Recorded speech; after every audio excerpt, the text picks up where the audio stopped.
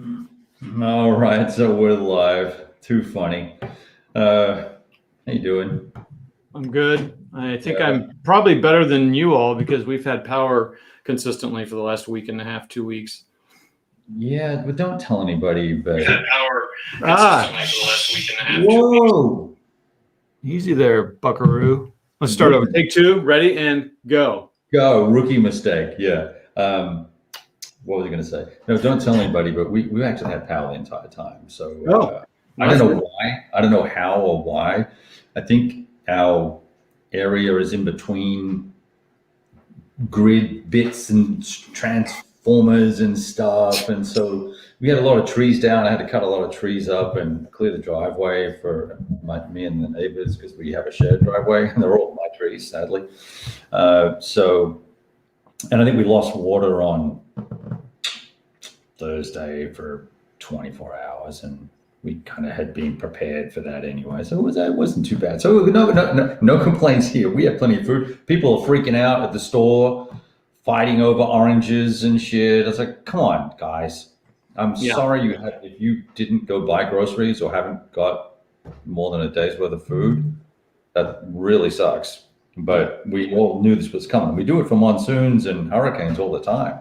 Everyone clears out all the water and all that sort of stuff, and everyone's ready to punk it down. But snowstorm, oh no, it'll never happen. Everyone's like, no, it's all good. Anyway, that was a long way.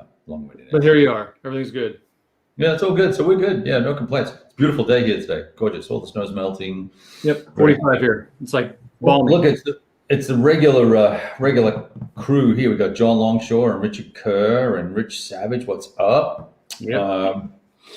And a few other people haven't said hi yet, but I wanted to get your opinion, Todd, if I can get your attention. Huh? I'm sorry, what are we doing? I thought you just wanted me on here while I build my shelves. Yeah, well, if you need to build your shelves while you're doing this, we can do that. Very loud. Very loud. Right. It's those metal type shelves, Oh. Trying to bang that, yeah. Yeah, we're not doing that then. Okay. Nope. Plan B. Yeah. It's regular old video. I could play some turns of France 40 while we're talking, but then I won't pay attention. So. No, and I know how you are with the rules. You really need to concentrate. So. Yeah. Hey, Neil and John, good to see you.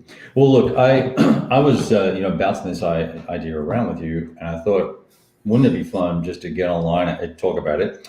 And because neither you nor I are that smart, I thought we would get the audience to maybe participate a little bit, because I want to do this new series of interviews, and hopefully no one will run off and steal my thunder and go do it before I get started. But I was hoping, and also was thinking, as we discussed, that it would be cool if you were involved to. Your robe. Does your robe make you do this and fidget as much? Oh, yeah. I get so many complaints from work because I'm like moving around, moving around. It's like, sit up.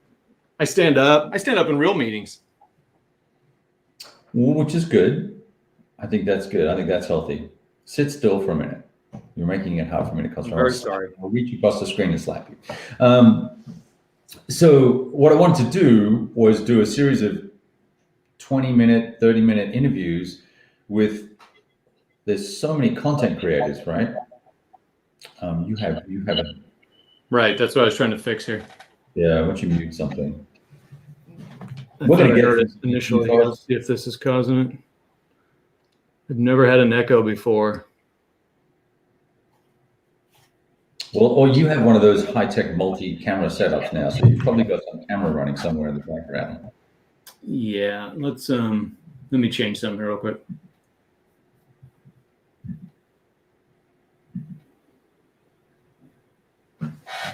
Let me shut something down. You can keep talking. This is riveting, isn't it? I'm going to try. Kevin, I was on here like 30 minutes early because you got it all set up, ready to go, and then I'll just wait for Kevin. I was actually late, so I literally walked in, punched play, and said, "Let's roll," because I had Wi-Fi issues. So here's what I'm going to do. I'm going to mute you so that no one else can hear that noise, And then I'm going to bring you back into the chat in a second when you get your stuff squared away. Give me a thumbs up, okay? Actually, can I mute you? I think I'd do that. There we go. I'm going to mute you for a second, and I'm going to tell people what I think I want to do, and then I'll bring you back, all right? And when you give me a thumbs up when you're ready. So what the idea was, or is, that Todd is pretty well invested in the minis world. I'm mini curious, and board game, obviously war gamer per se. And so what I was hoping to do is I just see so many great channels out there that have 5 subscribers or 20 subscribers or 100 subscribers or 1,500 subscribers, and they don't really, no one really talks about them or says anything about them. I just thought it'd be cool to find out more about who are the folks that have YouTube channels, and ask them a set of questions and kind of standardize the questions and ask them all the same sort of question and get a feel for what's going on in the YouTubing world. And then as we kind of cycle through all those folks, and let's just face 99% of it are guys. So when we get through all those guys, because we don't have Fushigi TV anymore, and we don't have a couple other folks either. But when we get through all those folks, I then wanted to start on bloggers and talk to wargame bloggers who are either doing minis or doing board wargame blogging as well. And then once we got through all of those, I would then start looking at other aspects of media that we might want to touch, that I have a few ideas about that we can talk about later. All right, I'm going to bring you back into the chat, as long as you promise not to echo. Let's give it a shot. Is that better? I think it's happening when you're talking. I think it does. And I think it's not. And I think it's fine. Okay. Hats off to you, sir. I didn't know you were thinking about bloggers, though. That's pretty cool, too. Yeah, well, I think, because people consume media in different ways, right? And they consume reviews and rules and write-ups and AARs and all that sort of stuff in a lot of different ways. I wish I could raise this camera up a little bit. Yeah, I like how I'm so much taller than you, which is well. I just know I feel like I'm looking down when I'm talking to you, and it's anyway, whatever. So I just think there's lots of different mediums that can be covered, and I'd like to try and do that over time. Douglas, good afternoon, and Devin, what is up, dog? And Pete, good to see you here. Yeah, so that's kind of the idea that, and I'm glad you had time today to kind of hit on this, because I think it's interesting, and I'd like to do it. And unfortunately today, this time was the only time, so let's just kind of jump into it. What would you ask? What would you guys ask first of all? So let's throw it out to the audience, get them thinking. What sort of questions would you want to know about a blogger or a YouTuber that would be interesting to you? So obviously the origin story is kind of pat. Everyone's going to say some Avalon or SBI game.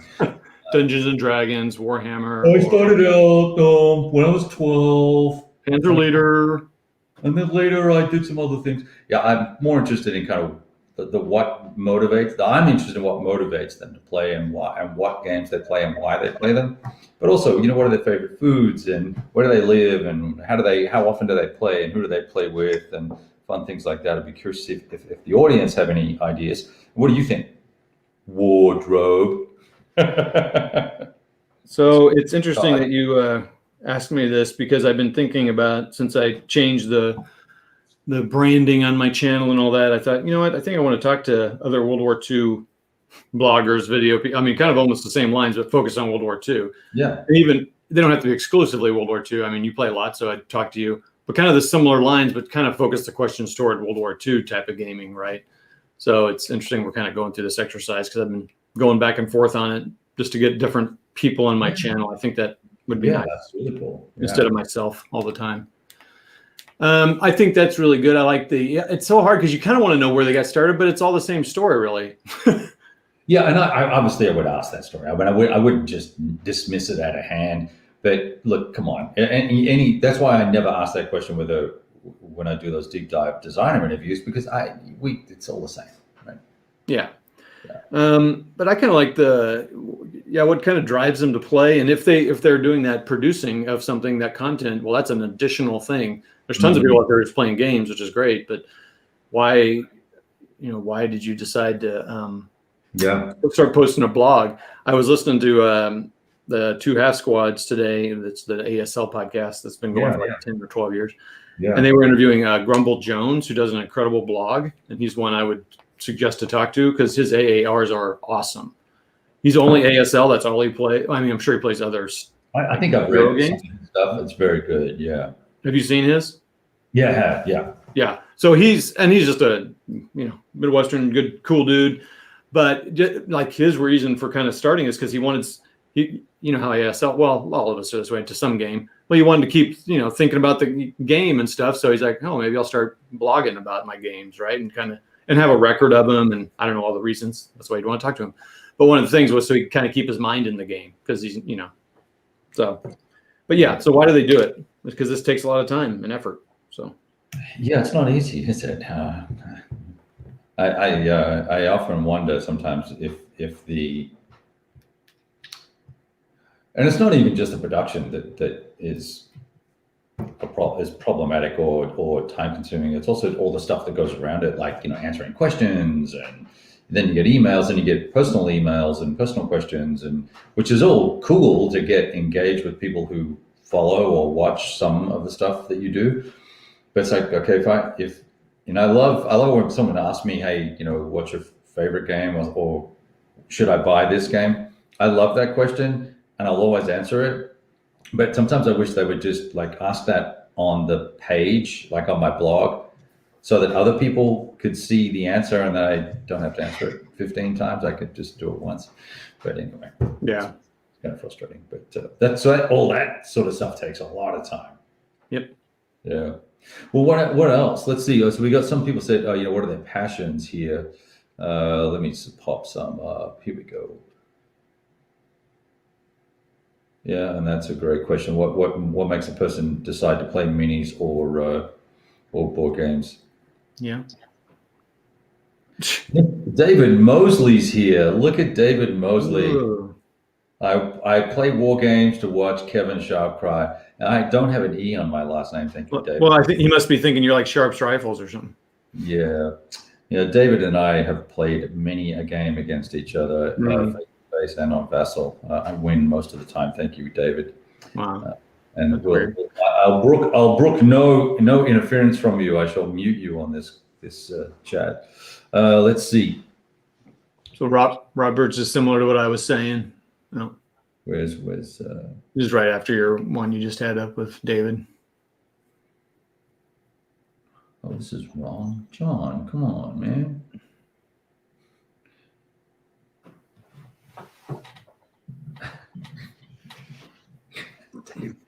And then drink his tears. You're so funny. I see John Long. I got it. Okay, great to hear their perspectives. They are often guest lecturers at the. Well, this has got to be a continuation from another point somewhere. Great to hear their perspectives. They are often guest lecturers at the Georgetown University Wargaming Society. Wow. Well, that's pretty cool. I'm not sure what that is contextually related to, but that's pretty cool. John's got a little chain here. Why am I not seeing them? Well, folks, we're given fair, huh? Oh, okay. Often curious what they do professionally. Often encounter folks from the defense industry. Yes. Oh, yeah.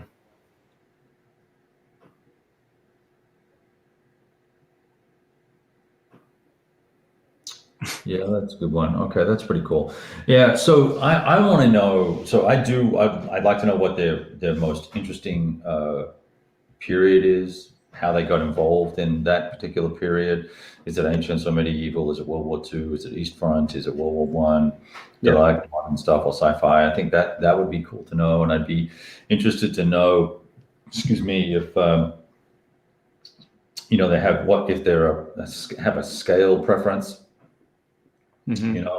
So that list of YouTubers you sent me, and I've been digging around for a bunch. There's so many out there. I was watching a guy today. He's playing Next War, India, Pakistan, and he's got 19 subscribers. Well, he now has 20. I subscribe, but I want to give him a shout out, and he's doing a great job, right? So I'd like to know more about him and why he plays and why he does what he does. I could certainly share a lot of minis, YouTubers. I just shared all the board gamers. Yeah. Yeah, there seems to be a lot more minis guys than there are. Yeah, so that's interesting. So the guy I was listening to, Grumble, said, he thinks one of the things he started to change about his blog is because he noticed the mini guys get all kinds of views on their blogs in this case, Right. because they've got eye candy. And he was like, well, how do I make a ASL game look better, or any board game for that matter? And so he adds, I don't know what's the right thing, GIFs to them, right? So he's historical things to the battle or not, and they're just amusing and fun to read. So I know that's a lot of effort. Yeah, that is creating those things. Well, it's a lot easier now. It's funny, you can do so much more on your phone now. Oh, yeah. As you're taking pictures and whatnot and turn them into GIFs and edit the pictures and things like that. It's changed a lot for me, being able to deliver different style of content. So Robert early, I'll just read it. You don't have to find it. He said why they decided to go on YouTube and expose themselves to the masses, or a few in some cases. Right. And then Jeffrey says, what periods are they interested in? Like you said, what are they trying to get across with their AARs? Exploring the rules, teaching the game, exploring the history, reviewing the game. I thought that was really good. Because I think everyone's got a different, you've explicitly said, for the most part, you're not about reviewing games. Your thing is more just showing how it plays, right? And just kind of.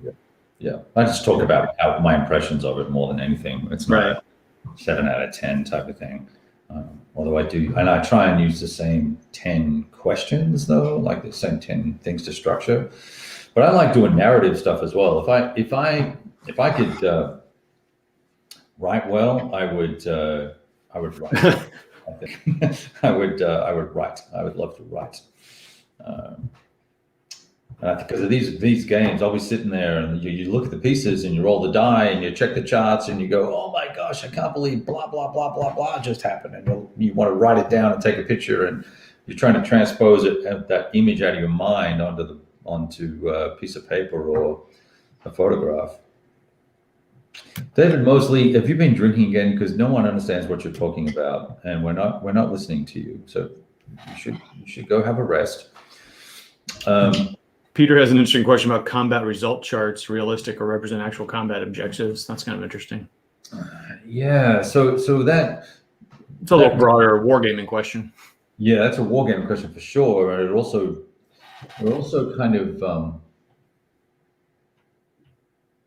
like I found sometimes that I'll get frustrated with a certain type of CRT. I don't know if you've ever had that experience where you look at the results you get and you go, what? Why? Why at 7-1 am I losing a step, or why at 1-2 is this happening? But that comes down to sort of subjective opinions. So it'd be interesting to see if that was a good question to ask people. I like it. Maybe kind of along the lines like, kind of along the lines of why what's their thinking about doing AARs, or they might not. You might have to kind of look at their channel to see what they provide, because some people are pretty much all reviews and some people are all games. I guess an interesting thing for YouTubers is like live play or not. Right. I think most don't do that for smart reasons, but I'm not, like as you said, not very bright. So I just go on there and, hey, here I am doing stupid stuff. No, I said we're not very bright collectively. No, whatever. Yeah. Well, it's like you and I were amongst the first few to start doing live plays, right? Especially with the board, right? With the board out and the pieces and turning the camera on and like, let's just go and play and let the mistakes fall where they do, It's funny. I was thinking about that. I love watching you play. I love watching you noodle through how you're going to play and what you're going to do, right? It's great. Well, I was just thinking about that today. I was like, I've been kind of in a little drought. I've been kind of busy at work and mentally just kind of like, I don't really want to. I had this big production from December and January, but work's been crazy. And I've been like, I'd rather watch The Punisher with my kids than get on the YouTubes. But I was thinking about live play, and I'm like, I want to do some of the historical ASL games. I don't think I'm going to live play ASL. I just don't think I'm going to subject myself to that criticism, because that'll be, I don't know. I'm not sure I'm up for that. Well, I think, but here's the thing. Let me just take this off the screen for a second. Here's the thing about that, though, right? So I've played, and some people have been very helpful but very critical. I've played OCS live, right? And then folks have gone through, given me minute by minute corrections. It's like, and after the seventh comment at minute 2:47, you do this wrong. It's a little disheartening. But if you can get past that and just go, okay, look, we're gonna play, we're gonna have fun, and we're not gonna let the game itself and the rules get in the way of my enjoyment of the gameplay. Right? I think that's important to. Right.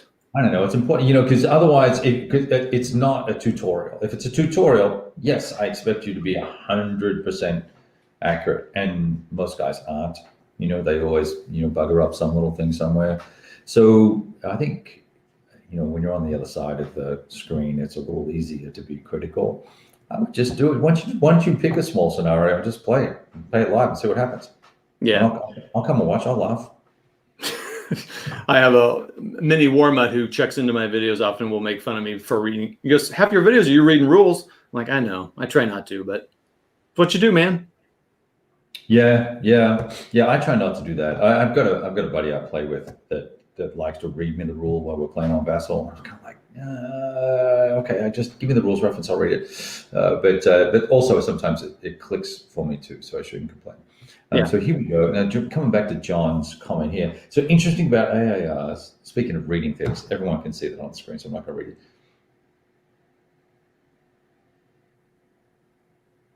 And I think that's a really interesting point there, that the world has changed significantly, hasn't it? That we don't, there are so many people, I think what people are doing today is sharing their gameplay experiences. I'm sorry, did I say something?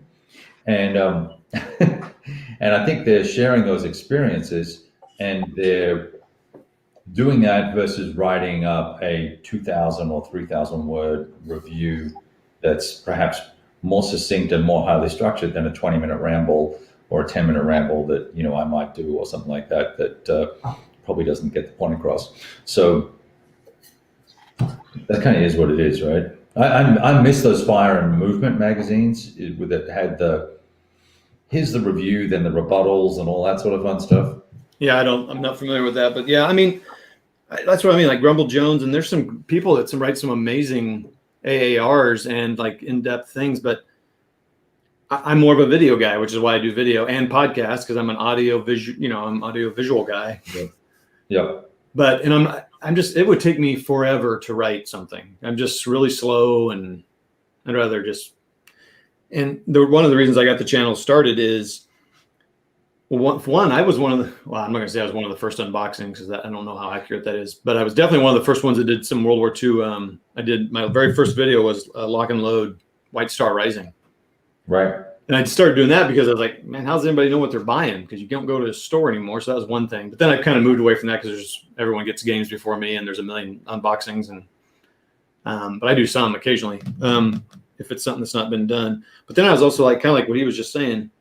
To me, it's kind of, I think it's fun to see how people play a game, like you were saying. I mean, whether I'm playing it right, it's some people enjoy that. And like I've probably sold a few games because of the way, I'm playing a game like Wiley Games, a miniature game. I'm going to say I've sold them, but people have told me I just went online and bought it while I was watching, like 4 or 5 people, which to me is pretty cool. And he's a small publisher, but because I'm having fun playing, they're going like, oh, okay, that's how it plays, right? Right. So, yeah, I think that's awesome. Now, is Sean Baldwin a blogger? Does he blog? Live playing, not for me. I screwed up too many rules. Also, a lot of data. Well, I look up the rules. Yeah, and that's why I record more often with complicated games, because I can pause the camera, and then you don't know that it's taking me 25 minutes to find the rule, right? And then pick up from where I was if I can remember what I was saying last. So, but live, it's got to be, you got to know the game, right? I'm gonna have to look Sean up. I don't remember him in my sub list, but I mean, that's what I'm talking about. It's like, but funny, I've been watching a few of my videos, kind of live ones, one, because I'm the only one that's done videos of Blitzkrieg Commander. I'm like, come on, man, there's got to be some other people that are playing that game. Right. But I was kind of going back to kind of remind myself of rules. And I almost always say when I get ready to do a live play, I'm not going to spend much time in the rules. And I inevitably spend time in the rules. I'm like, man, when am I going to learn to stop looking at the rules? Someday maybe I'll do that. So let's ask Sean if he has a channel. I just posted. It's going to go out. I don't know where. It looks like he's on the YouTube channel. Yep. Talking. So you got a going on there. So on Facebook as well. And John Hong, yeah, live play commentaries get better with drinks. Well, sometimes. Yeah. You haven't seen mine. I don't drink, so. I try and moderate. Let's see. I prefer watching live play. Well, here we go. Yeah. And this is a great point, Brian. And I play with a buddy of mine occasional Fridays, and we play DAC, and we do it on Vassal because he's in another state. Yeah, with Tony. And so it would be. I would love to do that live, but most of my live plays are solo endeavors, and I'm probably going to try and do some more of that live play with the cardboard. So good point, Brian. With an opponent? Nah, I don't think so. It could, because I don't want to make the play experience crappy for my opponent, right? I mean, yeah, it kind of sucks. I'm sitting there because you got to talk them most of the time. Yeah, right. You got to fill the air. You can't really, although I guess you could, but you can't just sit there and think. Right? Yeah. What's he doing? So Matt from Rocky's War Room and we're going to play Combat Commander with each of us with the boards, kind of like the way Grumble Jones plays his on Skype. Yeah, we're going to do it that way, but that works because the hexes are big. Yep, the pieces are big, so that'll be interesting. And then Devin and I have played a few. Well, you and I've done it too. We played Vassal. Yep. I think it's just for the most part. Well, games like ATS, ASL, or OCS, I don't think you can play that. Because I did do actually. I was playing. This was interesting. I got pretty good responses to McMurray and I were both playing in SCS scenarios. We were playing the same scenario but solo. Yeah, I saw that. That was good. I like that a lot. Yeah, that turned out better. And I thought for sure I'd get some crap for that. Like, why aren't you guys playing against each other? But it's like people loved it. I mean, and I loved it too because you could see how we were both. His boards looked totally different than mine. Yep. And you'd got that advantage of when you're playing with someone else that you could check rules against each other and like, oh crap, I forgot about that, and he would remember stuff. So it was I enjoyed playing that, and we played smaller SCS scenarios. Some of the bigger ones. Well, actually, it's okay when you're doing it solo, but I said we could not play that opposed because there's too many little guys and tiny hexes. And like, which one are you moving to again? Yeah. That would be hard if you're trying to bounce that around and bounce that across the web to each other. So anyway, by camera, that type of thing. So speaking of, Jeff is a new blogger, right? New YouTuber. He's on Healthwell? Yeah. He's fairly, I don't know, relatively new. I mean, he's one I recommended to you. So yeah. Oh, you know what? No, I'm thinking that he's somebody else. Yeah. I think Heth has been playing last 100 yards lately. It's been his most recent one. Yeah, I'm thinking of a different guy. But I would love to talk to you, bro, about your channel. So let's get connected on whatever. Some private messagey thing. Who else we got here? I am way behind on the messages. Look at all this action. You asked for comments. They're going. I'm getting them. Hang on a second here. Sheesh. Here's one from Robert Carroll. I think that's what do they avoid and like not like? Yeah, that's interesting. It might be an interesting question for them to cover on something. I mean, I can tell you why I don't cover negative stuff, but right. But I'll save that for my interview. You don't get to be interviewed because you're too big. You've got what, 2,000 subscribers, 1,700. 1.7. Right. Well, you're too big. I'm a little guy. Come on, man. We're looking out for the little guys here, not the big I see. Okay. Well, then here, let me give you my answer now. So. You're funny. Let's see. Well, this is interesting. Yes, it's true about the minis.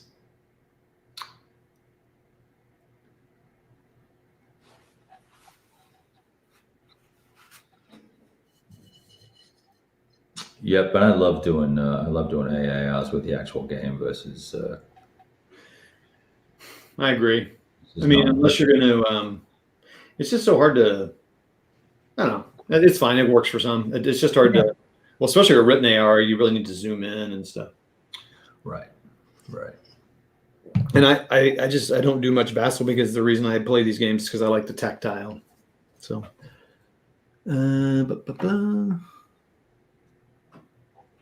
Oh, now this is a good idea. So how long? This is a long time ago. I used to do a series of side by side plays. Yep, I remember those. Where I would play two games on the same topic, or we'd have four guys and we'd do a live session, and not when I say a live session, an in-person session, and we both play the same game and just talk about the results, and I try and write that stuff up. But that'd be interesting to get two or three guys who've all played the same game and interview them about their gameplay experiences and see what they liked and didn't like. That might be kind of fun to do. Do you think they have to play? You mean play against each other, or just have played? I think just have played, right? I think that'd be fun. Yeah. Well, maybe both actually. Yeah. How many years have everyone been saying, "Oh, let's get Kevin and Callendale to play a game and either live stream it or just play," and all that sort of stuff. He and we've both sort of agreed that we would do it, but nothing ever happened, and everyone talked about it and nothing happened, right? So so trying to get four guys to play the same game or whatever, I think would be a challenge. No, but I think it would be. I don't know. I think there's enough of us around that you could probably find enough to do 2 or 3. Next World War III series. So his name is very familiar. I'm probably subbed, and I probably just commented on a video and I'm forgetting. Is that did you just do India Pakistan, Sean? Didn't get that message, let me know.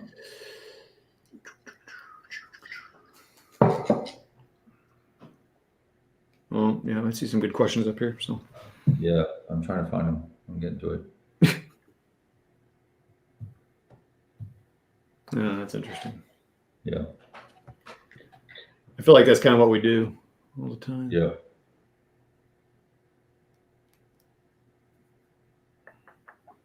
Why play one game system as opposed to another? That's a good question. Yeah. Yep. I'm gonna have to go through all the comments, collect all these.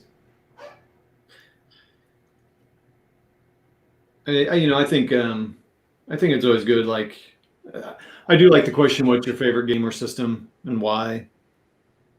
It helps people because people are always asking that question, like, "Oh, what should I play?" Mo. Mo. Oh, dang. Oh, okay, Sean. I've seen photographs of that. I don't know what your channel's called. Tell me what your channel is called. And if it's called Sean Baldwin, I've got to feel better. All right, let me get my phone.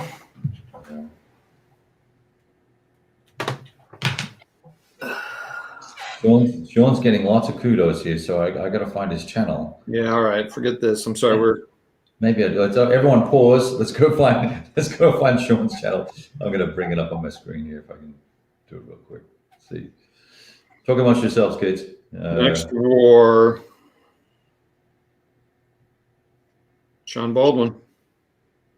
Nope, not subbed. Bam, 264.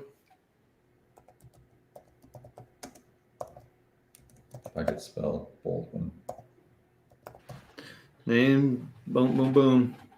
Well, he's got he's cooking meat in his last post. State of the Union, The World at War, introduction, Wargame accessories. He's got some good stuff. I see an African American dude being interviewed. Is that him? I guess that's the wrong Sean Baldwin. I type Sean Baldwin Next War and you'll get it. Next War. Okay. Riding the Dragon. What's that about? He's got a lot. I mean, he's got a lot of Next War. I mean, that's definitely Gathering Storm, Labyrinth, Descent Bus, What I'm Doing. Cool. That's where I saw him actually is on the new Consum World. Okay. 265 subscribers. They're going. You're making a difference, Kev. People are Boom. This is what I'm talking about. We want to do. walking to his channel. I'm gonna post a link. Let's get. Hey, Sean, do me a favor and subscribe to me, man, because I need all the help I can get. You're so needy. This is. Hey, it's a dog eat. It's a YouTuber world out there. There's Sean's channel there. Okay, so Sean, tell me, how did you manage? Oh, I guess it's too hard to do this with text. I guess we're gonna have to have a chat because I'm curious about that big game.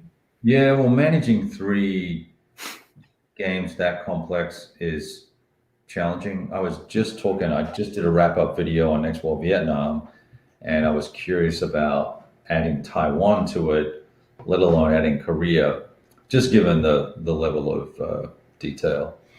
Oh my goodness, guess who's here? Stigler.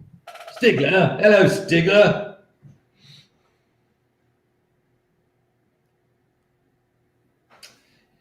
Yep. If they do a lot of unboxings, Kevin, I'd be interested in kind of like what their thinking is behind it because there are so many. Yeah. Why do you unbox a game?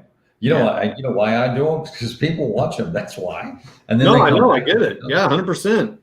So, but sometimes I debate like so. I've recently got the Blitzkrieg Legend, GD40, a couple others, and I'm like, I don't know. They've already got unboxings. Why should I do it or not? I don't know. But one reason I do is because I have miniature gamers, right? So it's going to be new to them. Oh, look, and Sean's already subbed to you. Unfortunately. Well, I have so many subs, I can't remember who subbed to me. So unfortunately, I don't think he's subbed to me, but that's a whole nother story. But that's okay, Sean. It doesn't mean anything. Let me go back and delete that link. So he's, yeah, really, please. Yeah. I mean, at least Kev plays Next War. I don't even play Next War, and I know the designer lives like down the street. I know you do. You're like right around the corner from Mitch, aren't you? I mean, right around like 40 minutes away. Yeah, probably 30. Anyway. I'm not gonna. I don't want to brag, but I've been to the outside of his house. So. Yeah. We wouldn't let you in, but no, he wouldn't. No, I was like, hey, can I come in? It's just here's the exchange. Get out. So it was weird. That's funny. Nah, Mitch is an awesome dude. Sean, I'm just teasing you, and I appreciate the sub. Thank you, sir. Sean's like, he'll unsub when we're done. Yeah, right. No, really, I'm there. I'm getting feedback. Well, so like that would be interesting, right? Like maybe if you see something specific on their channel like that, like how'd you manage that? Maybe not all the questions would be the same because he actually accomplished something. I think anybody who's played a long series of games or did that's pretty cool. Because I get bored with series. I mean, I get bored after a while. So yeah, it's really tough for me to stick to a game. Well, I think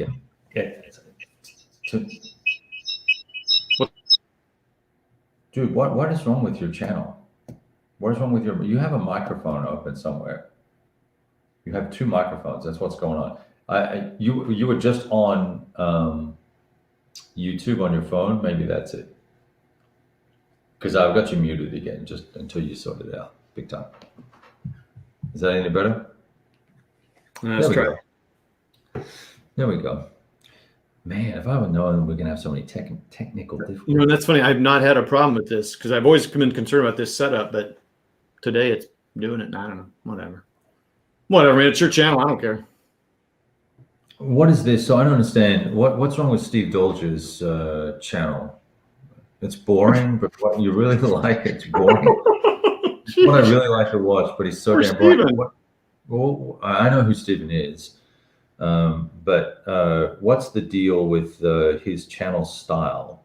What's the problem with it, John? Well, I got to look it up. And we're all going to stop listening so I go look it up.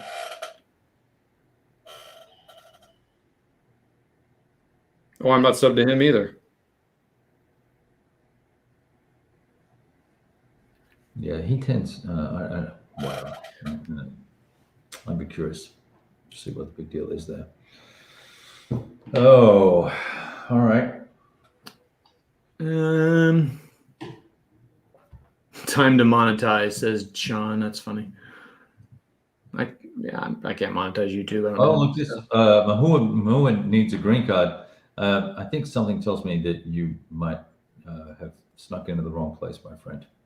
Yeah, give me a call at 1-800-555-green. Yeah. Help you out. When I saw the here's one. What is this? Okay, well that's pretty interesting. Alberta border game based on a unboxing.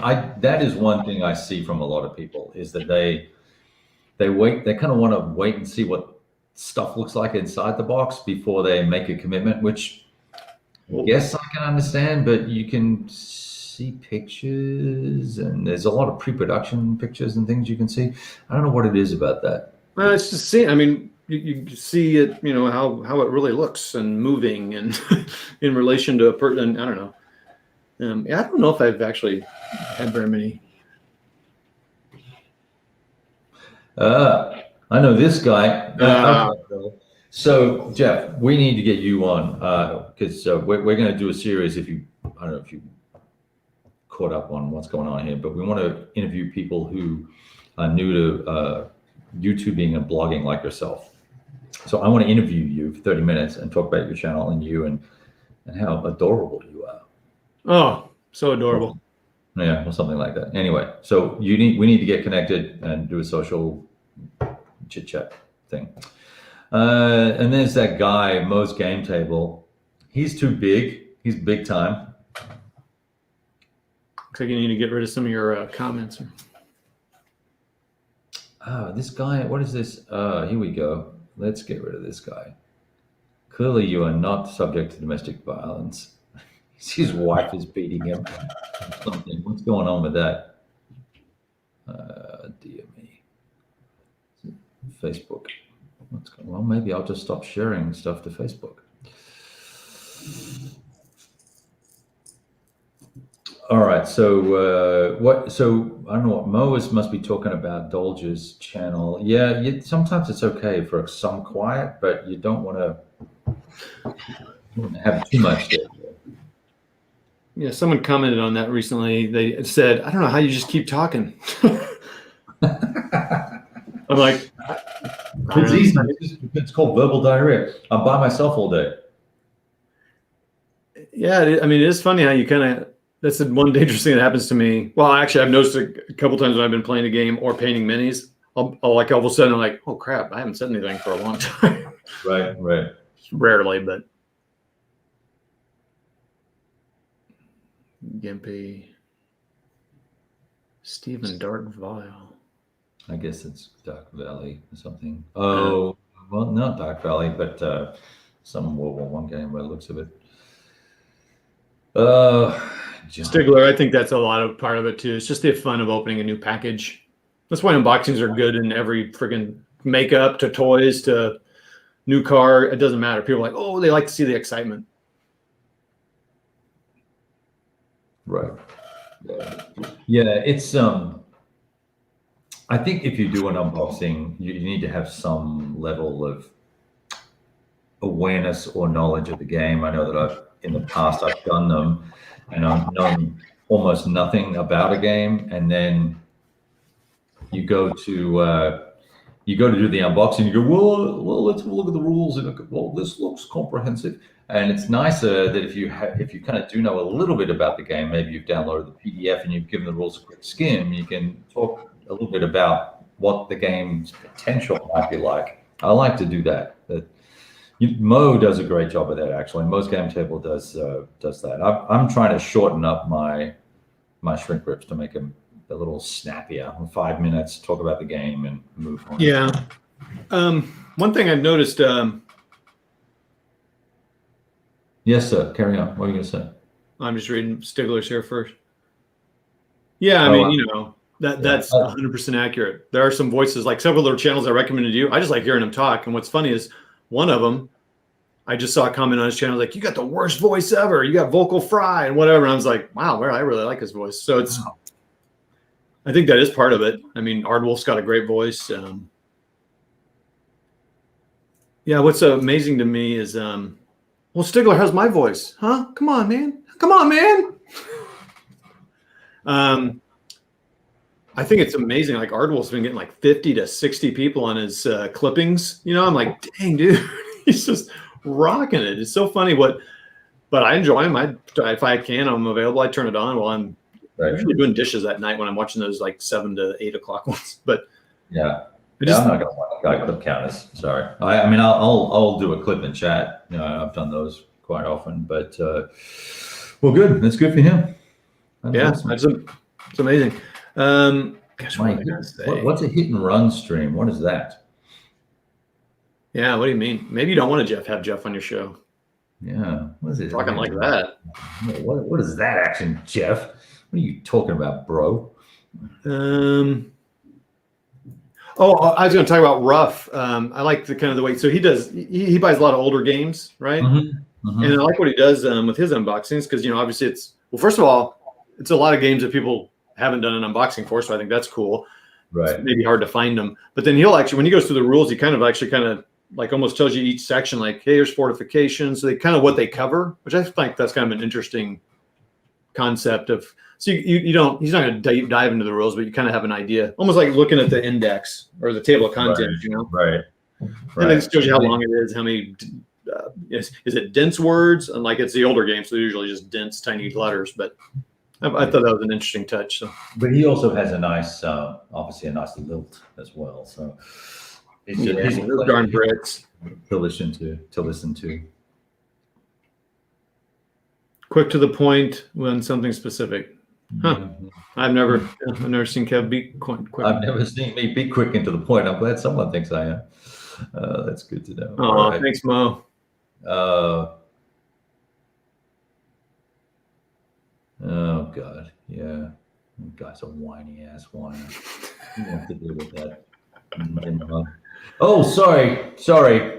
Let's be inclusive and collective and all join hands. And yeah, he ain't that guy. All right, moving right along. We need to show Mo's comment up there, please. No, Mo's comment. Come on. Mo. I need Mo. Where is Mo? Oh, yeah. You want this one? Is that what you want? Yeah, that's good input there, Mo. Thanks, Mo. Fantastic. This is why I don't have very many friends. So funny, dude. I'm an only child. Can you tell? Well, you're welcome, Hathwell.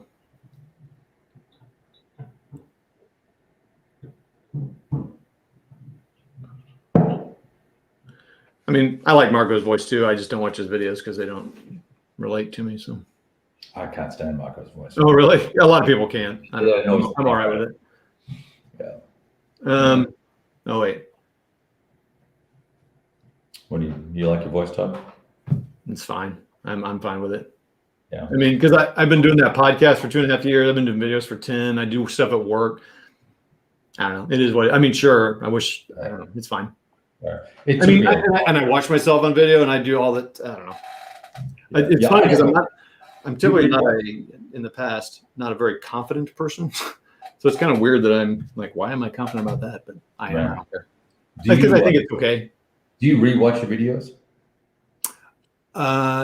Only the ones like when I like Blitzkrieg Commander, and I'm the only one that makes videos. So if I want to remind myself of the rules, I or I kind of want to go back and see like, well, what was that? So only if it's something that's not been done by someone else. But no, I don't often. Yeah. It's mainly when I hear it is when I'm editing. If it is something I'm editing, you have to kind of hear yourself over and over again. Yeah. I think I have a fine voice. I've been told my voice is okay, so yeah. I'm fine. Yeah, it took me a long time to get used to my voice, just hearing my voice. When I hear my recorded voice, I have a hard time believing that's my voice. If you follow, that's funny. That's talking. Oh, that's me, right? So, well, like I said, I'm an only child. I've been talking to myself for 50 years, so I'm good. Right. My grandma used to say, "As long as you don't answer yourself," but I've lost that battle. Yeah. Yeah, this is probably true, Mo. I think most people disconnect their voice. I don't mind it now, and in fact, I having been a presenter in person a lot of my life, Yep. I am comfortable using my voice to do whatever needs to be done to either calm people down or get people excited or persuade people or dissuade people, as the case may be. Um, that took a lot of time and a lot of practice, though, to be able to do that. And I still don't really enjoy it very much, but I mean, I guess uh, a question for people would be why they choose the medium they chose. yeah, I think so. I think that's a great question.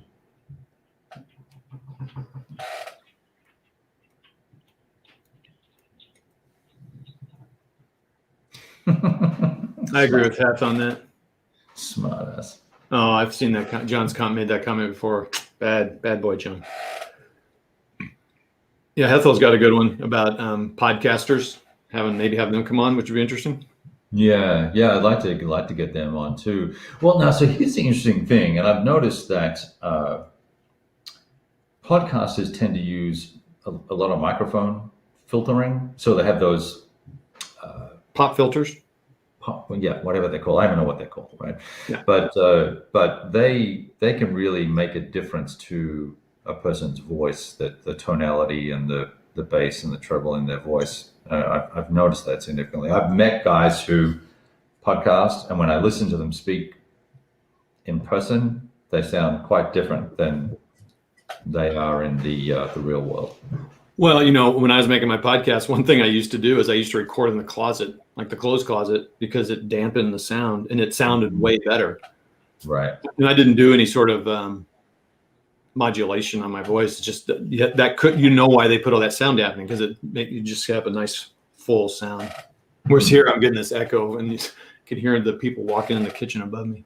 No, we can't hear that actually, so it's good. That's funny because sometimes it is loud. I'm like, what the heck? What was it? I thought I saw another one. Yeah, mixer boards. I've always thought it'd be nice to have one, but hey, I saw that one too. Marino or whatever. There was a couple I didn't recommend to you because they're in Italian or some other language. And Marino, yeah, I've met him. He's a super nice guy. I love that. There's Marino, and I think it's a Polish guy. Yeah. But most of their videos are. I thought Marino's all of his, but I still subscribe to him just to get him the view. Get him the sub and. Yeah, those guys are amazing. Their collections massive. They literally buy every war game that comes out. Yeah, it's crazy. And of course, then there's the Advanced Upper Combat guys. Yeah, I'd love to. I'd have them on the. Matt had Jason on a couple weeks ago. Oh, that'd be cool. I thought that was interesting, talking about mixing drinks and stuff. Yeah, Jason's cool, dude. Well, now that Dave's retired, he can do anything. Dave's a piece of work. Yeah, I'd like to see you two on there, especially drinking, and see how that turned out. No, you and I have both been in person with Dave in that circumstance. It's not a good thing. Let's see. There you go. Oh, okay, yeah, I guess he has probably done some. Yeah, if he's done some in English, then might be fun to have him on there. Yeah, that'd be fun. And it's always cool to get from I talk to a lot of British guys and Australian guys, but to get some Italian, German, I mean, the thing is, there's a ton of Japanese people playing games, and now there's more Chinese people. It'd be interesting to get to their perspective, but I think the language barrier is just so huge. Like Masahiro, he can write in English quite well, but his English is really weak in terms of communicating. And the time lag with the internet lag, that would be a disaster. Yeah, but I'd love to get their perspective, because you just don't. I don't see videos. I used to see there was one Japanese guy that did some ASL videos, and it was. I mean, I didn't watch him. Obviously, I had no clue. But,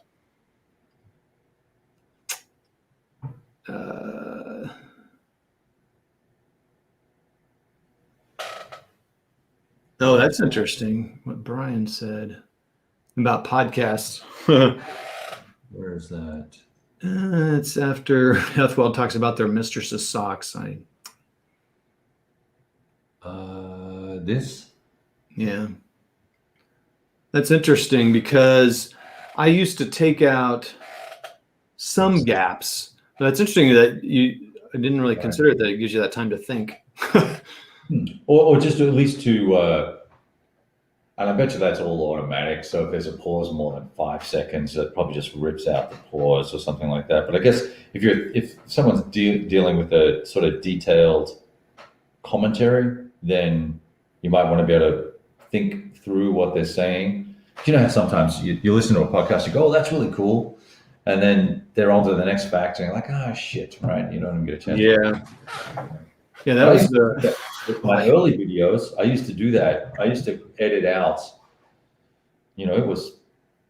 I would edit out, bad photographs and bad commentary, or if I thought I fumbled through a section, I would just delete sections. I used to spend quite a bit of time editing video. I just don't anymore. Now I record it all off the cuff and post it. It is what it is. And that's why I started doing live stuff. When I first found the live button on YouTube, I could only do it on my phone. So I was like, you know what? Might as well just post it, right? Let's just see what happens.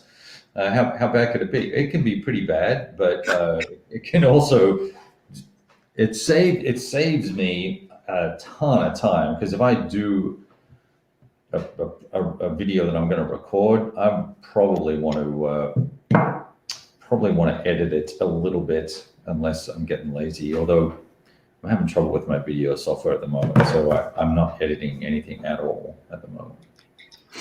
Yeah, that's a lot of thing about me going live.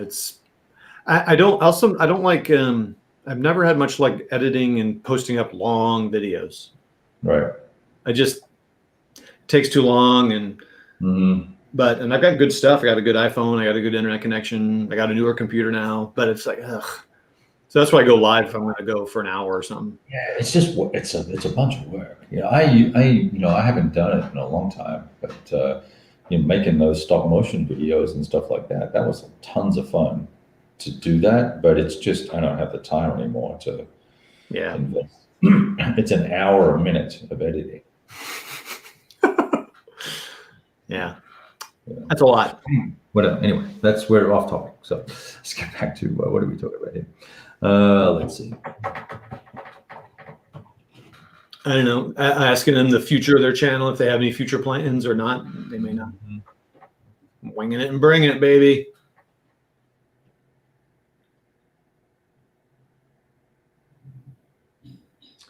Well, so John here. This is John. I was doing. Was it live stream? I was doing a live stream yesterday, and I turned to reach to grab my bottle of water and knocked the camera over and face down into the map, bounced all the units all over the place. It was a classic rookie. The beauty of live. Yeah. Anyway, well, I think we've got a lot of commentary here that hopefully I'll be able to go through. And I mean, it would be interesting. I don't know. I go back and forth how much I should edit, and I mean, some people have just amazing the way they edit and the way they highlight things on the board, and I'm just like, and they have way more subs and views. And I'm like, man, maybe that's the way to do it, but I just don't want to spend the time doing that. Yeah, that feels like work. Then that's one reason I stopped doing the podcast. Is it's like, man, there's a lot of freaking work to make it. And that podcast was more business focused, so I wanted it to be a little sharper than this. I'm like, whatever. But that I wanted, yeah.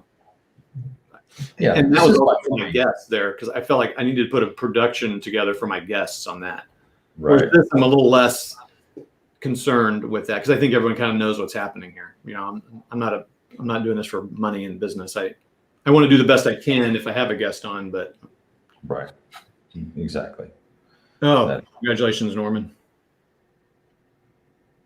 I'm way behind on the comments here.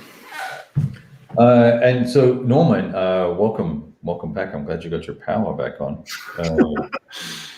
We're talking about bringing folks who have been blogging or doing YouTube channels on my channel and or Todd's channel to kind of have a chat about their experiences blogging and why they blog and things like that. So we would love to get you on here if you were interested in doing that. Norman have a channel? I don't know. I don't think I'm on Norman's channel. Certainly has a blog. He has a very, very good blog. He does an excellent job writing up stuff, and he has a very insightful view of wargaming. I forget what it's called now, though. It has like horses and shields on the header of the blog or something like that. Oh, I don't see nothing's coming up on YouTube. No, I don't know. It's a blog, dude. It's not a. Oh, I know. I just seen if you had something on. Oh yeah. No. Yeah, Norman, what's the name of it? That'd be cool. I used to spend a ton of time in blogs, follow a bunch. I kind of moved away from it. I think again, just time. I can only spend so much time in a certain, and it really is just. It's like Facebook and YouTube all the time, just because of. Understatement of the year. Really, Mo. Yeah. Genius. Yeah, we're in the wrong hobby. You need to be like Warhammer 40K or something like that.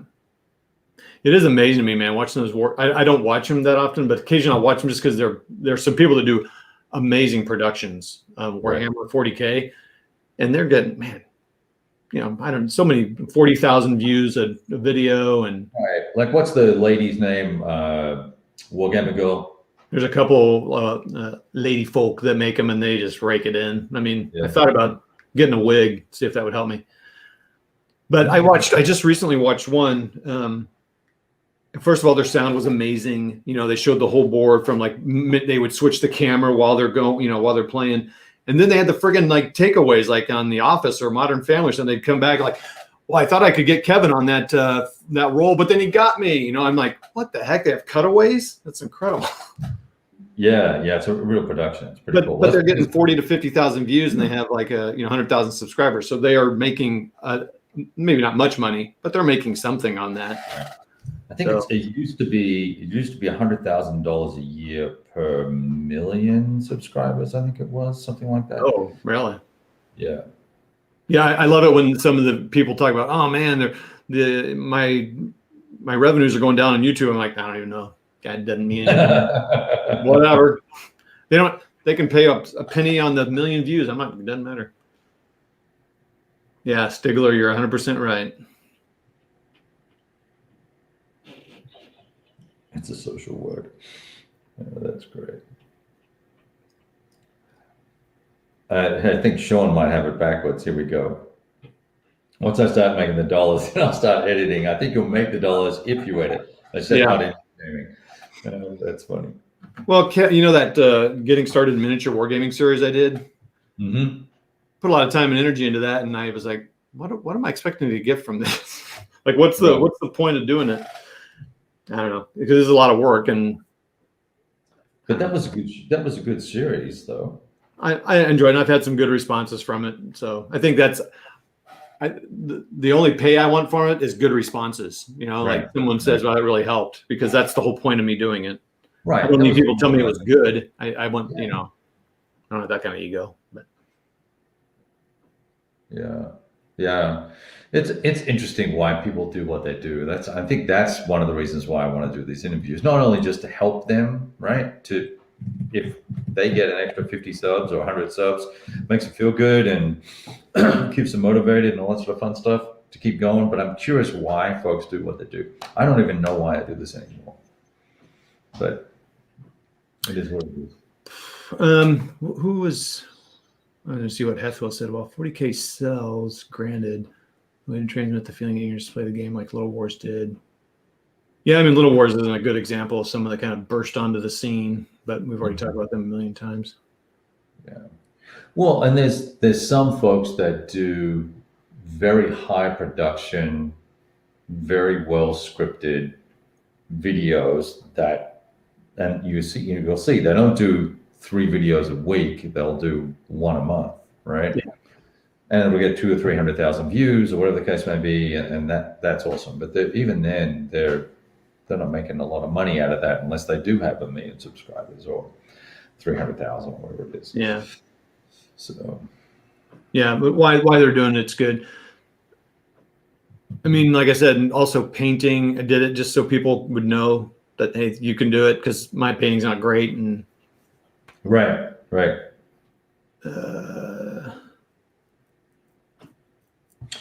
what?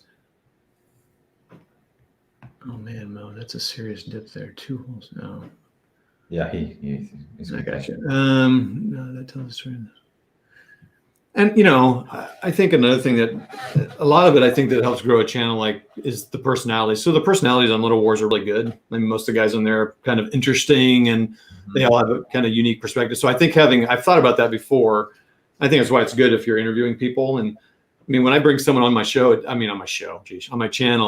really helps because you see the interaction, and it just adds. So I think if having people regularly on your channel, I think also helps for me anyway. I mean, just that personality makes a big difference. I mean, explains why someone gets 50 views versus someone gets 10. Are you going to get a transplant or something? How's that going to work?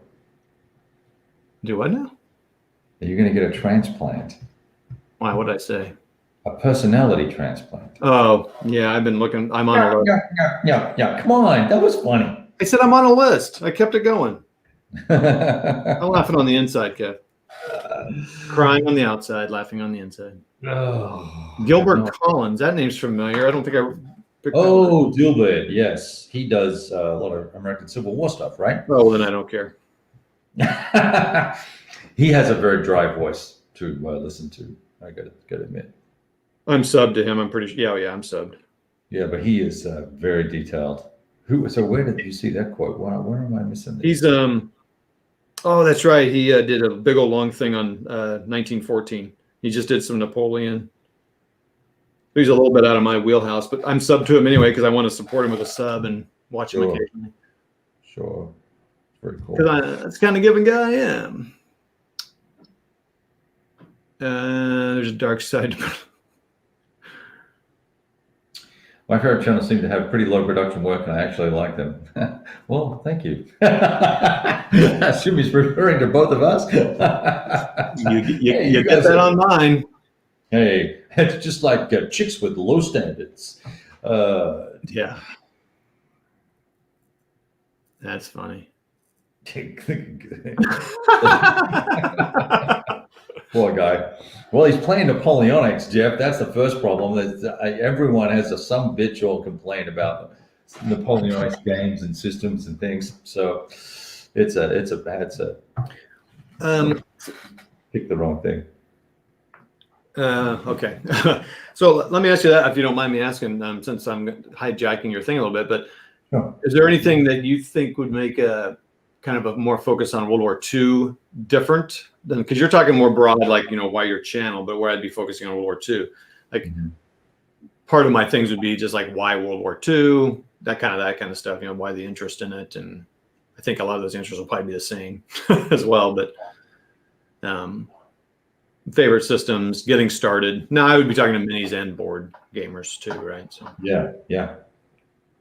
that was going to be one of my focuses, is what advice would you give to someone starting out in the hobby? Oh, that's a good one. So yeah, that'd be a good one. And people sometimes it seems like I don't really get this much, maybe because I'm not very good, but I don't get the question, what should I do to get started doing, video? But that might be something. If they have advice for someone getting started, it's pretty easy. Just turn on your phone and talk. But well, yeah, exactly. I've had guys ask that question a lot, right? And I said, dude, get your phone. And I think, you know what? I think I actually owe somebody some photographs. Someone wanted to know what sort of stand I used, and I held this up like it's a little, where's the camera? Little dinky stand with, with a little vent. That's where my phone pops out of it. I've got a couple of others I use as well. Right, exactly. Right. Yeah, because you're all hooked up straight to your PC. Yeah, these I do on my PC. I'll do some via my phone, but Right. And now that I've gone a while, I've gotten a couple. Oh, look at you with your lighting, your old swag, right? Well, I do that because this thing above me is, I got this great light, but it's really for like mini warehouses. So it is way too bright for camera. It's great for playing in person, but geez, my camera just blows it out. Right. So, I mean, these were like $30 total for these lights. Yeah, I just refuse to go all pro like that. I mean, I'm not dissing you on it. I've seen guys just jump in and like 14 cameras going all at once and all. So it looks all awesome, but I just don't want to have to manage all that crap. I haven't had enough time working out the rules, let alone doing a crossfade production. I'm going to move from camera A to Z now. It's $5, right? $6 and a camera. Now the cool news is I am getting a new camera, a new phone, and I will be able to do picture-in-picture live streaming, I believe. So I'll be able to talk to the camera and work the pieces at the same time. I just learned I can do that on my iPhone with a different app. Right. So I'm out of date. I'm 2 series behind on my phone. All right. I'm curious about this thing. There's a dark side to personalities. Every episode has a discussion on some series. Oh, okay. I don't know. Who talks about alcohol all the time? Yeah, I don't. I mean, the only guys I know that I'll have a drink while I play, but I don't talk about it. Yeah, I mean, like Ardwolf will talk about his drink. Here's a weird thing. So, like the AAC guys do it on their podcast. Sure. Well, they get it. Ardwolf does it on his thing. I don't even drink any sort of alcohol, but I love it when they talk about, hey, what are you drinking today? And it's some bourbon or some beer. And there's a few miniature wargamer podcasts that do that too. And for some reason, I think it's the coolest thing. I don't know why, but I'm drinking tea, but I think it's a cool thing because I think it's a fun combination. You have a nice, nice drink, some specialty beer or whatever, and you're playing your game. I don't know. It just seems like a cool. Yeah. I am wearing a Deacon Giles distillery hat. Does that count? There you go. You're almost there. The chief. I was just curious about the dark side aspect of it all. I didn't understand what that was about. All right. Wolf, the chief. Oh yeah, the chief. He's got 1 million viewers though. You don't need to talk to him. Yeah, I'm not interested in doing guys that's super popular already. I'm interested in promoting the newer people like Hex to Hex and yourself, and others, and Sean and other folk like that want to get going. So and try and help them raise up their profile a little bit. All right. Oh well, you got the what's his name here? Blah, blah, blah. I got to scroll up on the things here. Picture in picture is pretty cool. Norman says, I found it very hard to get started because there are more than a few channels I find so boring, slow, bad. I don't want my content to be like that. Well, I mean, it's understandable. Yeah. You think he's referring to us? You may not want to ask for that example because you may end up being referenced. I'm not asking for an example. I know where I stand. Right.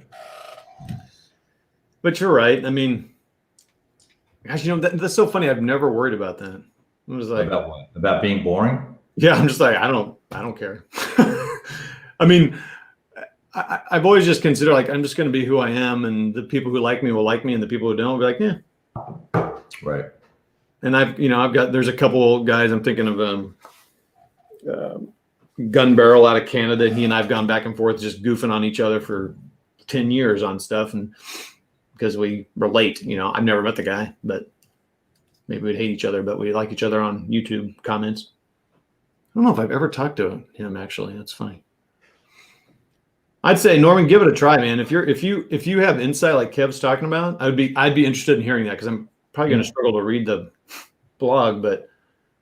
Well, I remember he did a blog post talking about the difference between the tank capabilities in lock and load tactical and MVT, right?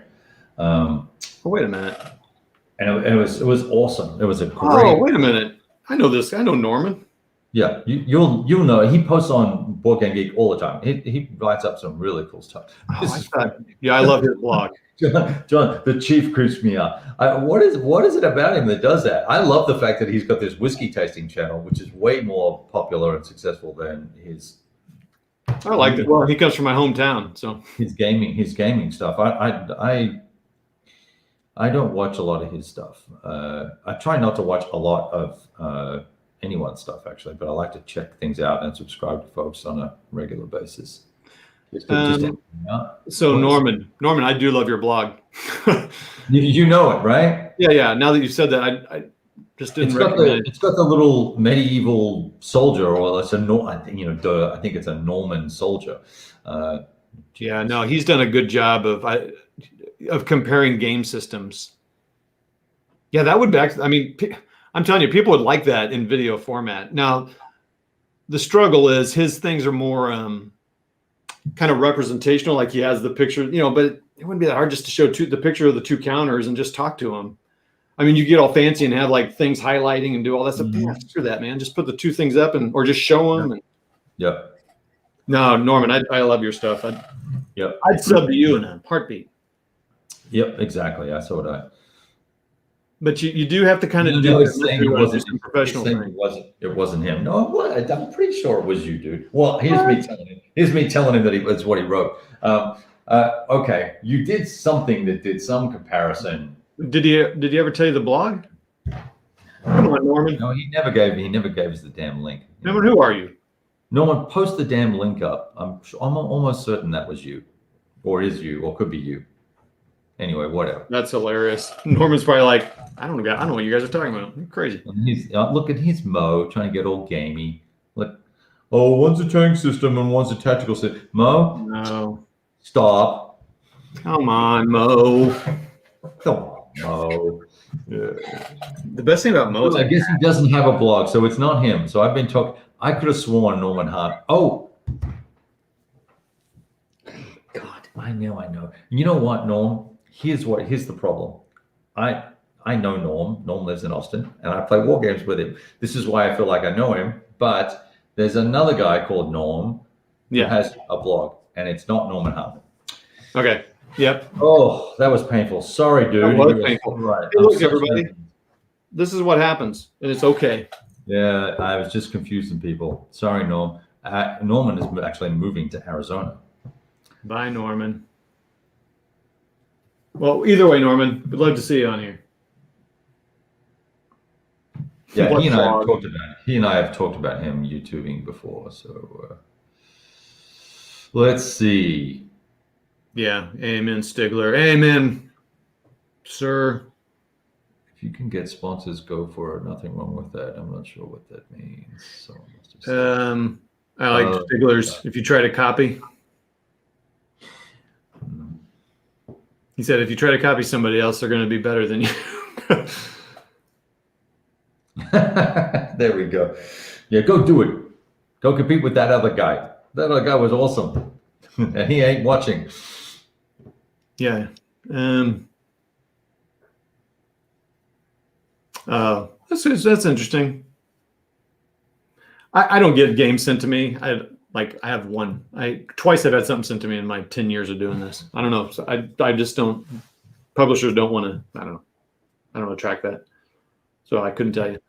But they just have no respect for the rogue. They don't know who you are. I guess. I mean, I just asked Warlord to send me something. They did. I guess I'm just always very clear. I got this sent to me, and I like this, and I don't like that. Right. Yep. Keep it easy. Keep it straight. Yeah, I don't know. I guess, but I don't know. I mean, sometimes I think it'd be nice to get, but. He says because you don't drink whiskey. See, Norman does need to have a channel because he's funny. Yeah, you're funny. Okay, blah, blah, sponsor. All right. Well, you realize we've been talking about this for an hour and 20 minutes. Well, here's the question, Kevin. This is what matters. Did you get some good ideas for your... I did get some good ideas out of this. That was the whole goal. Yes. So. Good job, everyone. Yeah, I think you guys need to go and instead of listening to us, Go roll some dice. go roll some dice. Exactly. Go roll some dice. That's what I'm going to do. I just cleared the table, packed up Next War Vietnam, and I am getting ready to set up something new. What are you thinking of setting up? I'm not saying yet because I'm not sure I'm going to play it. What's that? Because I'm not sure I'm going to play it. I'm setting it up, but I'm not sure I'm actually going to play it. I may fail a morale roll. So I kind of need to get this bad boy done. France 40. Still working on that. What turn are you on there? I'm on. I've taken a few days off. Like I said, it's kind of hit a funk here. I'm on turn 7. I've got 4 more turns left. I'll get it done. I don't. Yeah. Typical for me. I just don't think I'm going to make it as the Germans. I was making pretty good progress, but now I'm just really whittling down and slowing down. Right. But next up, I have. I think I want to play the games I'm buying. So it's GD40 and TCS game. Yeah, GD40. Look at that. So I think this is kind of my early war year. So I'm doing France 40, GD40, the Blitzkrieg Legend. I'm not going to do the big campaign for Blitzkrieg Legend. I'll probably just do 1 or 2 scenarios. So here's the thing. Like with that game, if you're going to play, there's 2 really cool scenarios. Okay. One is the airborne landings. Oh. In the Netherlands or wherever it is. In the Netherlands. That's really an interesting problem to solve because you've got to do the landing and then get the troops connected for supply and all that sort of fun stuff and sort of work out how to break through. So that's super fun, and it's not massively dense in terms of counter density and stuff like that because you're learning OCS, right? Yeah, no, I've never played. Yeah, so you want to do a smaller scenario, right? Yep. And then there's another one called the Battle of Arauco, and you could try that out. Okay. And that would be a smaller battle as well. And then if you feel up to it, there is one where the Germans try and get across the Sudan, but it's a very dense. There's a lot of counters going on in that one. But if you've played 2 scenarios and you want to play a third, that's a great one to play because it'll teach you how to work through the cadence and the sequencing of using the right units at the right time and using air power and stuff like that. Anyway, I'm crapping on. Super good fun. And GD40 is just freaking awesome. It's great. Have you got all the errata counters and stuff? Nah, I don't think. Well, I don't think so. Why don't you PM me your street address and let me go have a look and see if I got a spare set of them, and I'll send them to you. Oh, awesome. Yeah. Were there a ton of them or? No, it's just some French tanks. And it's actually probably not that big a deal. It's like a 1 rating change on a counter or something. But okay. I'll let you know. Yeah, but let me know and I'll have a look because I might have an extra set of them. And then make sure you get the current rules too, right?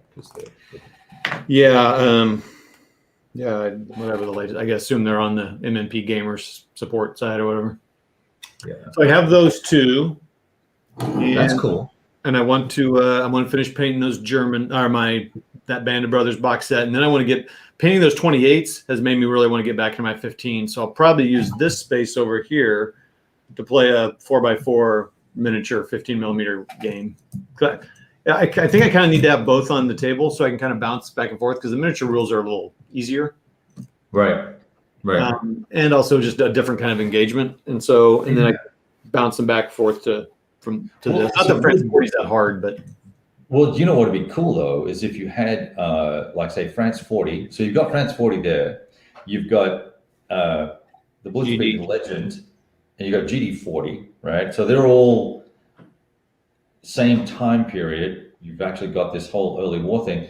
What if you played a minis battle that was set in and around one of the combats or something that happened on your board? Yeah, no, that wouldn't be too hard. In fact, there's a whole campaign called the Gimblo Gap, and I've been battling in Gimblo here. Right. So that's the cool thing with minis. I don't know how you guys do it, but you just like randomly create scenarios out of nothing and make something really cool happen. Well, no, that's part of it, or you buy books with scenarios in them. Okay. I didn't know that. That's cool. What is this? I don't understand this. Will Kev go to Rocky's War Room show on the cardboard episode? What is that? And what is the cardboard episode? Oh, so I've Rocky's War Room is Matt, who I go onto their show not every weekend, but almost every weekend.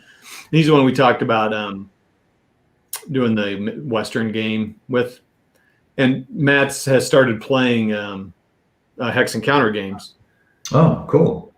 He's always talking. So Devin's joined him up to talk with him occasionally about some Hex Encounter games, and I think he's just saying, would you go on there for Matt just to talk to you about what you do on your channel and stuff, because it'd be interesting. Yeah, I don't. Yeah, it would introduce you to a whole different group that I'll talk to anybody. Yeah. I'm a hoe for that. That's fun. Yeah, I love meeting people. So it's cool. Well, actually, I don't. I'd rather be in my little cave by myself.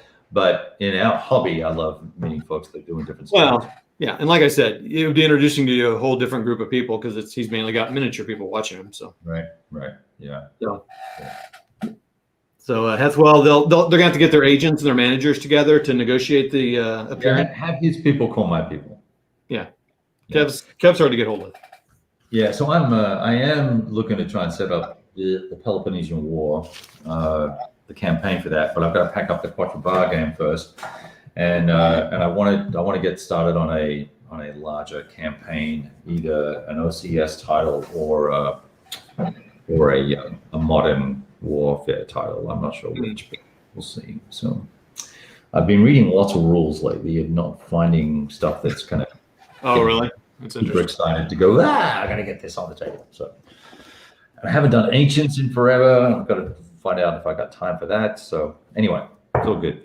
Look, I think we should just let these people go find something useful to do and go roll their own damn dice, because go to it. You have things to do. I have things to do. Thank you, everyone, for your comments. I'm going to be scrolling back through all of these, looking for all those insights and the questions that we're going to ask all the new bloggers and new YouTubers and new writers that are around. And then Todd and I, either collectively or individually, will be interviewing a whole bunch of people in nice little succinct 30-minute sessions where we get to learn about all the new bloggers and writers and stuff that are coming out in the marketplace. So later. Bye, everybody. See you. Bye, everybody. Ciao. Cool closing